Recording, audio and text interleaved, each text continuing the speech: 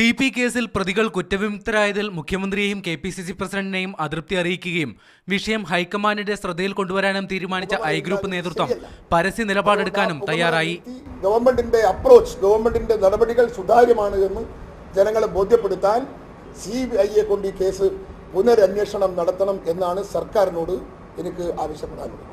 ആദ്യഘട്ടത്തിലെ അന്വേഷണ രീതി തുടരാതിരുന്നതാണ് കാരായി രാജനെ പോലുള്ളവർ രക്ഷപ്പെടാൻ കാരണമെന്നും സാക്ഷികൾക്ക് സംരക്ഷണം നൽകുന്നതിൽ ആഭ്യന്തര വകുപ്പിന് വീഴ്ച സംഭവിച്ചെന്നും K മുരളീധരൻ തുറന്നടിച്ചു.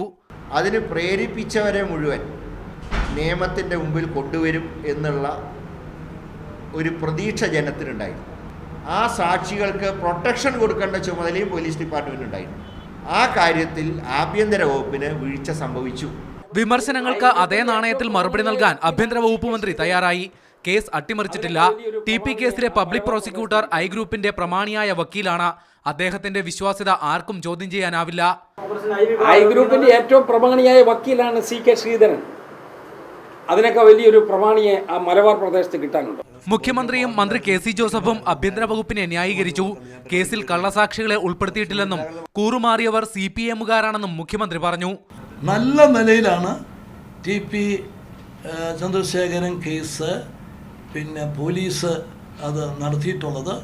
അതിലെനിക്ക് പൂർണ്ണ സംതൃപ്തിയുണ്ട്. കേസിന്റെ നിയമവശങ്ങൾ പരിശോധിച്ച നടപടിയെടുക്കുമെന്ന് നിയമമന്ത്രി KM മാണി വ്യക്തമാക്കി. യൂത്ത് കോൺഗ്രസിലെ ഐ വിഭാഗവും ആഭ്യന്തര വകുപ്പിനെതിരെ രംഗത്തെത്തി. നേരത്തെ KPCC പ്രസിഡന്റ് രമേശ് ചെന്നിത്തലയും തന്റെ അതൃപ്തി സർക്കാരിനെ അറിയിച്ചു.